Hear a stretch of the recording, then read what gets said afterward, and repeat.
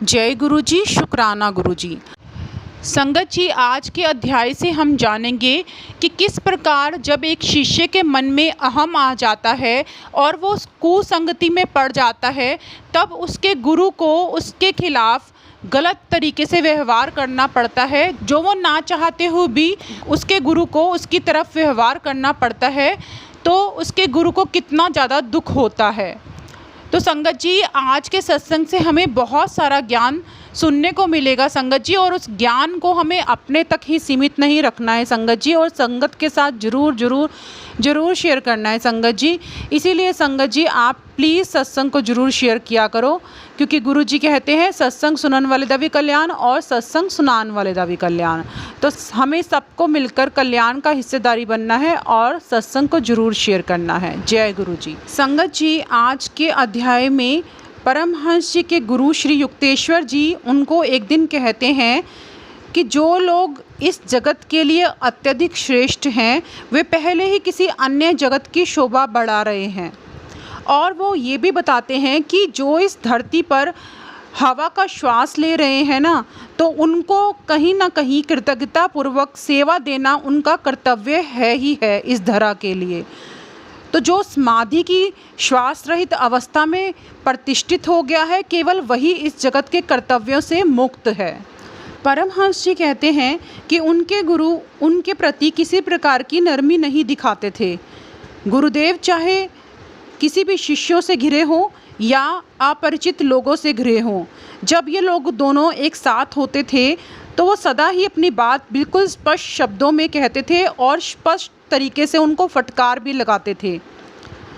वो थोड़ी सी भी गलती होने से, थोड़ी सी भी असंगति होने पर उनको डांट फटकार उनको उनके गुरु से ज़रूर पड़ती थी, और ऐसा होने पर उनके जो अहम भाव है उस पर चोट लगना बिल्कुल स्वाभाविक था। परंतु उनके मानसिक ऐंठन ने भी श्री युक्तेश्वर जी के द्वारा सीधी करा लेने का एक अटल प्रण ले लिया था।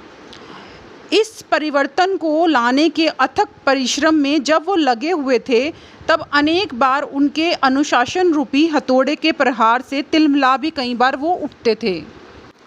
परमहंस जी के गुरु उनको कहा करते थे कि यदि तुम्हें किसी प्रकार के लाभ का अनुभव ना हो तो तुम यहाँ पर मत रहना, और अगर तुम्हें कोई भी बात मेरी अच्छी ना लगती हो और यहाँ से चले जाने के लिए तुम्हारा मन हो तो तुम पूरी तरह से मुक्त हो।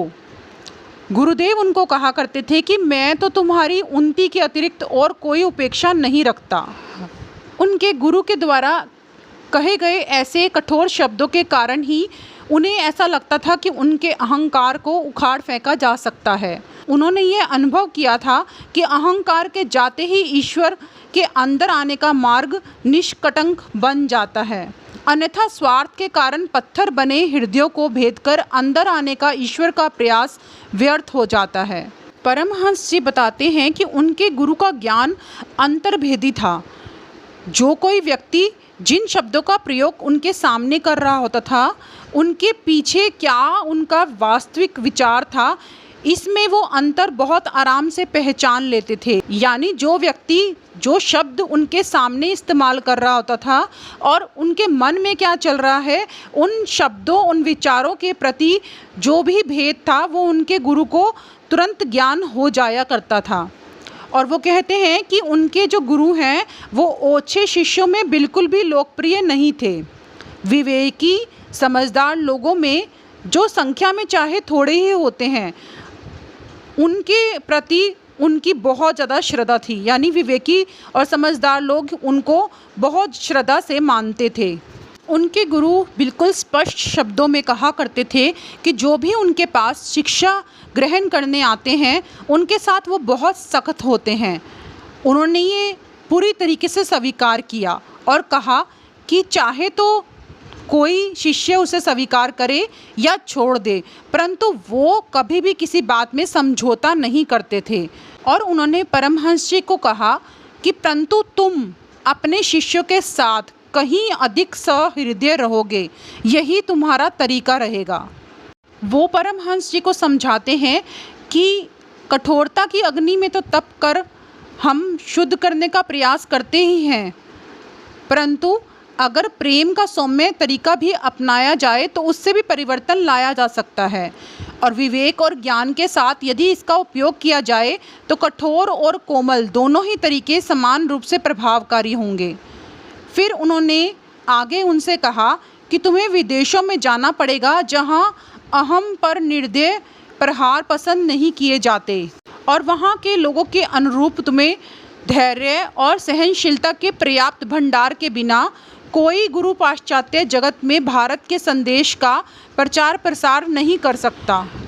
परमहंस जी कहते हैं कि उनके गुरु के ज़्यादा स्पष्टवादी होने के कारण उनके जीवन काल में बड़ी संख्या में उनके शिष्य तो नहीं बने, परंतु आज उनकी शिक्षाओं और अभ्यास करने वाले सच्चे शिष्यों की निरंतर बढ़ती संख्या के माध्यम से उनका ज्ञान आज भी विश्व में जीवित है।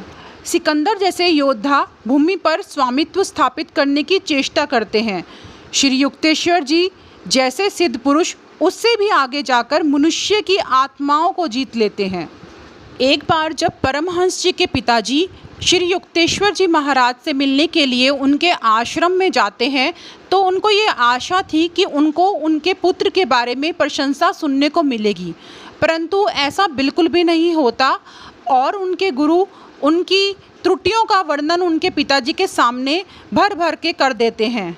तो फिर ऐसा होने पर उनके पिताजी उनसे कहते हैं कि तुम्हारी गुरु की बातें सुनकर मुझे ऐसा लगता है कि तुम पूरे चौपट हो गए हो।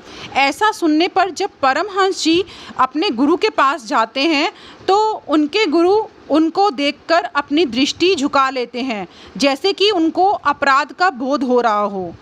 और यह एकमात्र ऐसा अवसर था जब उन्होंने उस दिव्य सिंह को अपने सामने विवश पाया, और वो कहते हैं कि उस अनूठे क्षण का उन्होंने पूरी तरीके से लाभ उठाया। उन्होंने कहा, गुरुदेव आपने मेरे विस्मित पिताजी के सामने मेरी इतनी निर्दय आलोचना क्यों की? क्या यह उचित था? तो श्री युक्तेश्वर जी महाराज क्षमा याचना तरीके से उनको कहते हैं, मैं फिर कभी ऐसा नहीं करूँगा। ऐसा सुनते ही परमहंस जी जैसे निरस्त्र हो गए हों। उस महान पुरुष ने कितनी तत्परता से अपनी भूल को स्वीकार कर लिया था। इसके बाद कभी भी उनके पिताजी की मानसिक शांति भंग नहीं हुई।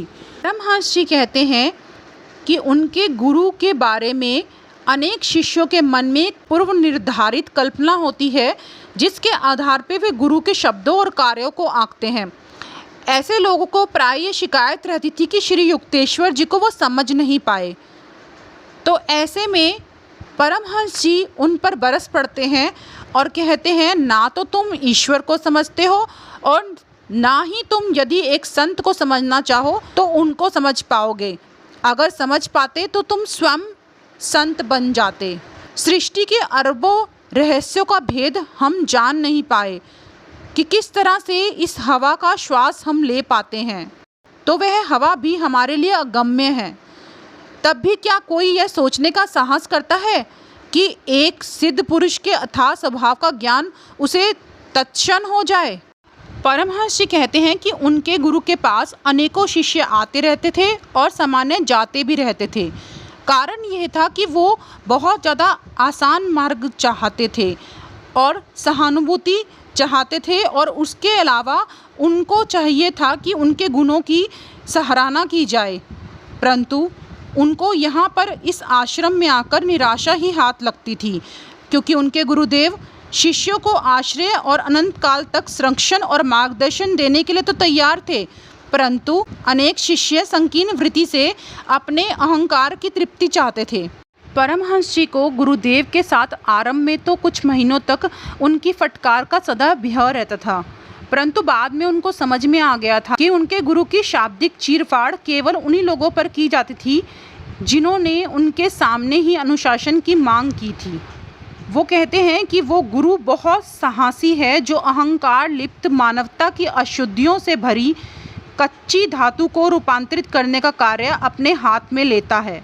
और वो कहते हैं कि उनके गुरु बहुत गंभीरता से इस बात को समझते थे। परमहंस जी कहते हैं कि जब उन्होंने आंतरिक रोष को छोड़ दिया तब उन्होंने देखा कि उनको मिलने वाली प्रताड़नाओं में कमी आ गई है और उनके गुरु उनके प्रति थोड़े नरम हो गए हैं। धीरे धीरे मानसिक तर्क वितर्क अवचेतन निग्रहों की वह प्रत्येक दीवार उन्होंने ढहा दी जिसके पीछे मानव व्यक्तित्व आड़ लेता है। तभी उन्होंने जाना कि उनके गुरु प्रेम करते हैं मन ही मन, परंतु स्नेह का एक भी शब्द कभी उनके मुख से नहीं निकलता था। भावों को प्रकट करना उनके स्वभाव में ही नहीं था। परमहंस जी ने ये भी महसूस किया कि ज्यों-ज्यों उनके स्वभाव के साथ उनका तालमेल बैठता गया, त्यों-त्यों उन्होंने अनुभव किया कि ईश्वर के प्रति उनकी भक्ति में किसी प्रकार की कमी आने के बदले उसमें वृद्धि होती चली गई।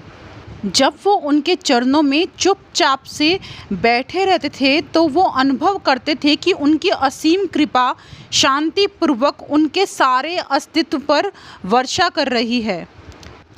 एक बार परमहंस जी को उनके कॉलेज जीवन काल में एक अवसर मिलता है जिसमें वो अपने गुरु के आश्रम में जाकर उनके साथ समय बिता पाए। जब उनको ये अवसर मिलता है तो उनके आगमन पर श्री युक्तेश्वर जी भी प्रसन्न होते हैं। वो कहते हैं कि आश्रम का सारा कार्यभार अब तुम्हें संभालना होगा। तुम्हारा काम होगा अतिथियों का स्वागत करना और अन्य शिष्यों के काम की देखरेख करना। जब वो ये कर ही रहे थे तो उसके 15 दिनों के बाद कुमार नाम का एक पूर्वी बंगाल का एक देहाती लड़का जो शिक्षा प्राप्त करने के लिए आश्रम में आया था, वहाँ पर आकर जब वो रहने लगता है तो गुरुजी का वो प्रेम पात्र बन जाता है।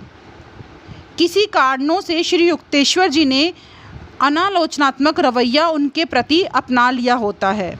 और परमहंस जी बताते हैं कि जब कुमार आश्रम में आता है तो उसके आने के 1 महीने के बाद गुरुदेव ने उनको आदेश दिया, मुकुंद अब तुम्हारा कार्य कुमार संभालेगा। तुम अपना समय झाड़ू लगाने और खाना बनाने में लगाओ। और ऐसा होते ही कुमार आश्रम में तानाशाही करने लगा। मूक विद्रोह के अन्य शिष्य दैनिक परामर्श के लिए परमहंस जी के पास आते रहते। 3 सप्ताहों तक ये चला। फिर एक दिन उनके कानों में कुमार और गुरुदेव के बीच चल रहा ये संवाद पड़ा, मुकुंद के कारण मेरे काम में दिक्कत आ रही है। ये बातें कुमार गुरुदेव से कर रहे थे और कह रहे थे कि आपने आश्रम की देखभाल का काम मुझे सौंपा है, फिर भी अन्य सभी लोग उसके पास जाते हैं और उसी का कहना मानते हैं, इसीलिए मैंने उसे रसोई घर का और तुम्हें बैठक खाने का काम दिया है। गुरुदेव ने कहा ताकि तुम्हें समझ में आ सके कि एक योग्य नेता में सेवा करने की इच्छा होती है, अधिकार चलाने की नहीं। श्री युक्तेश्वर जी का कठोर स्वर कुमार के लिए बिल्कुल एकदम नया था। तुम्हें मुकुंद का पद चाहिए, परंतु उसके योग्य बनकर तुम इस पद को संभाल नहीं सकोगे। अब तुम पुराने पद पर रसोइयों के सहायक के रूप में काम करो। इस घटना के बाद गुरुदेव ने पुनः कुमार के प्रति अस्वाभाविक तुष्टीकरण की नीति अपना ली। जब गुरुदेव को ये नया लड़का बहुत ज़्यादा प्रिय हो गया था, तब भी परमहंस जी कभी भी हतोत्साहित नहीं लग रहे थे। परंतु जब एक दिन कुमार ने अकारण ही परमहंस जी पर विष उगला तो फिर वो बहुत आहत हुए और उन्होंने कहा तुम्हारा दिमाग घमंड से फटने की सीमा तक फूल गया है। और उन्होंने उनको एक चेतावनी भी दी और कहा कि यह अंतःप्रेरणा से उन्हें लगा कि ये सच भी होकर रहेगी। यदि तुमने अपने तौर तरीकों में सुधार नहीं किया तो किसी दिन इस आश्रम से निकाल दिए जाओगे। ऐसा कहने पर परमहंस जी के शब्दों को हंसी में उड़ाकर कुमार ने गुरुदेव को सुनाया, जो उसी समय वहाँ पर पहुँचे थे। उनको लगा कि उनको डांट फटकार मिलेगी, तो इसीलिए परमहंस जी एक कोने में जाकर खड़े हो गए। परंतु गुरुदेव ने कहा कि शायद मुकुंद ठीक ही कह रहा है। गुरुदेव के असाधारण रूप से शुष्क शब्द सुनाई दिए और 1 वर्ष के बाद जब कुमार अपने गांव जाने के लिए निकल पड़ा, उसने श्री युक्तेश्वर जी की मौन अस्वीकृति की अवहेलना की, जो कभी अपने शिष्यों के आने जाने के मामलों में अधिकार पूर्वक हस्तक्षेप नहीं करते थे। कुछ महीने के बाद जब वो लौट कर आया तो उसमें एक प्रकार का दुखद परिवर्तन स्पष्ट दिखाई दे रहा था। तेजस्वी चेहरे का राजसी कुमार अब लुप्त हो गया। केवल एक साधारण देहाती अब हमारे सामने खड़ा था, परमहंस जी ने कहा, जिसने कई बुरी आदतें अपना ली थी। फिर परमहंस जी को युक्तेश्वर जी कहते हैं, मुकुंद, कल ही कुमार को आश्रम छोड़कर चले जाने के लिए कहना, ये मैं तुम पर छोड़ता हूँ, मैं स्वयं इसे नहीं कह सकता। ये कहते ही श्री युक्तेश्वर जी की आंखें जैसे भर आई और उन्होंने अपने पे काबू किया और उन्होंने कहा कि यदि ये लड़का मेरी बात मानता और अवांछनीय संगति में नहीं पड़ता तो इस हद तक कभी नहीं गिरता। इसने मेरे संरक्षण को ठुकरा दिया है। अभी निर्दय संसार को ही इसका गुरु बने रहने की आवश्यकता है। परमहंस जी कहते हैं कि उनको बिल्कुल भी खुशी नहीं हुई जब कुमार वहाँ से चले जाते हैं। वो कहते हैं कि दुखी अंतःकरण से वो सोच रहे थे कि जिसमें एक सिद्ध पुरुष का प्रेम जीत लेने की शक्ति थी, वह भी कितनी आसानी से संसार के प्रलोभनों में फंस गया। एक दिन श्री युक्तेश्वर जी परमहंस जी से कुमार की तीक्ष्ण बुद्धि की चर्चा करते हैं और कहते हैं कि तीक्ष्ण बुद्धि एक दुधारी तलवार है, जिसका प्रयोग अच्छे के लिए भी किया जा सकता है और बुरे के लिए भी। इससे अज्ञान के फोड़े को चीर डाला भी जा सकता है और अपनी गर्दन को भी काटा जा सकता है। जय गुरु जी। संगत जी, आज के सत्संग को मैं यहीं विराम देती हूँ। आगे के सत्संग को संगत जी हम नेक्स्ट वीडियो में कंटिन्यू करेंगे। जय गुरु जी, शुक्राना गुरु जी।